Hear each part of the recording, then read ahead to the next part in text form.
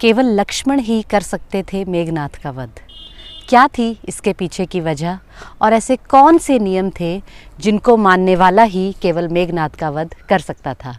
तो आइए जानते हैं इस वीडियो में। हनुमान जी की राम भक्ति को तो सारा संसार जानता है, परंतु लक्ष्मण की कथा के बिना जो है ये राम कथा पूर्ण नहीं है। एक दिन अगस्त्य मुनि भगवान श्री राम के राज्याभिषेक के बाद अयोध्या आए और बातों बातों में ही रावण युद्ध का प्रसंग बीच में छिड़ गया।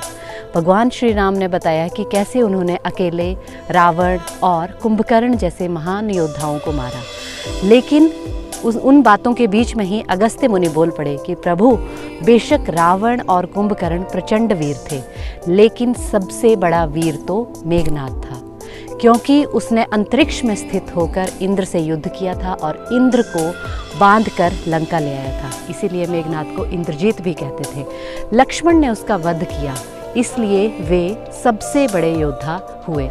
ऐसा क्यों हुआ? तो चलिए आपको बताते हैं। अगस्त्य मुनि ने कहा, प्रभु, इंद्रजीत को यह वरदान हासिल था कि उसे मारने उसका यानी कि उसका वध वही कर सकता है जिसे ये वरदान प्राप्त हो। कौन से वो वरदान थे? सबसे पहले था 14 वर्षों तक वो जो है सोया ना हो, जो भी मेरा वध करे वो 14 वर्षों तक सोया ना हो। दूसरा है जिसने 14 साल तक किसी भी स्त्री का मुख ना देखा हो। तीसरा है 14 साल तक उस इंसान ने भोजन ना किया हो। तो श्री राम बोले, परंतु मैं वनवास काल में था तो 14 वर्षों तक नियमित मैं सीता के साथ राम कुटिया में रहा, बगल की कुटिया में लक्ष्मण थे, फिर सीता का मुख कभी भी लक्ष्मण ने ना देखा हो, ऐसा कैसे हो सकता है? और 14 वर्षों तक वो सोया भी ना हो, ऐसा भी संभव नहीं है। तो अगस्त्य मुनि ने कहा, क्यों ना लक्ष्मण जी से पूछा जाए। तो इस पर प्रभु जी ने लक्ष्मण जी को बुलाया। तो आइए देखते हैं लक्ष्मण ने क्या जवाब दिया। प्रभु श्री राम ने लक्ष्मण से पूछा, हम तीनों 14 वर्षों तक साथ रहे, फिर तुमने सीता का मुख कैसे नहीं देखा? फल दिए गए फिर भी अनाहारी कैसे रहे और 14 वर्षों तक सोए नहीं? ये कैसे हो सकता है? तो लक्ष्मण ने कहा, भैया, जब भाभी जी को तलाशते हुए हम उन्हें ढूंढ रहे थे तो उनके आभूषण हमें जंगल में प्राप्त हुए थे। तो आपने मुझे पूछा कि मैं उन आभूषणों को देखकर पहचानूं कि वो सीता के हैं या नहीं। तो मैं सिर्फ उनकी जो पाँव की पायलें हैं उन्हें ही पहचान पाया था, क्योंकि मैंने सीता मैया को कभी भी पाँव, उनके हमेशा मैं पाँव ही देखता था, उसके ऊपर कभी भी मैंने उनके मुख तक देखा ही नहीं। तो ये बात उन्होंने इस प्रकार साबित की। दूसरा था कि वो अनाहारी कैसे रहे। तो इस पर लक्ष्मण ने बोला कि प्रभु, आप जब भी फल के 3 हिस्से करते थे, एक हिस्सा आप अपने लिए रखते थे, एक सीता मैया के लिए, और तीसरा हिस्सा जब भी आप मुझे देते थे तो कभी आप मुझे ये नहीं कहते थे कि लो लक्ष्मण फल खा लो। आप हमेशा ये बोलते थे, लक्ष्मण ये रख लो। तो मैंने वो फल वैसे ही उनको रख देता था, मैंने कभी भी उन्हें खाया नहीं।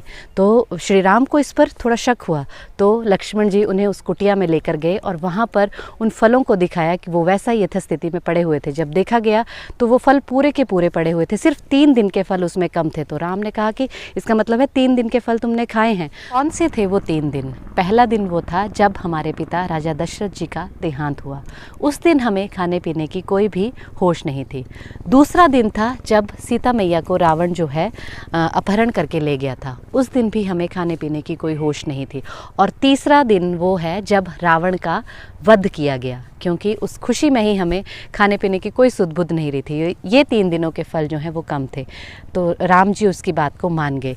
तीसरी जो बात थी कि सोए ना हो, 14 वर्षों तक सोए ना हो, तो इस पर लक्ष्मण ने कहा कि प्रभु श्री राम, मैंने नींद पर ये जीत हासिल की हुई थी और उसे ये बोला था कि 14 सालों तक तुमने मेरी आंखों में अपना वास नहीं करना है।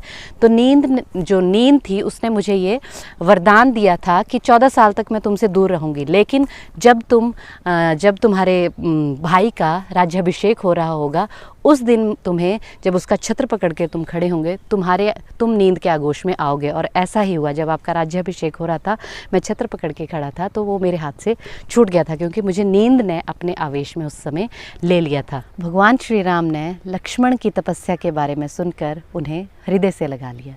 तो जय सिया राम, जय जय सिया राम।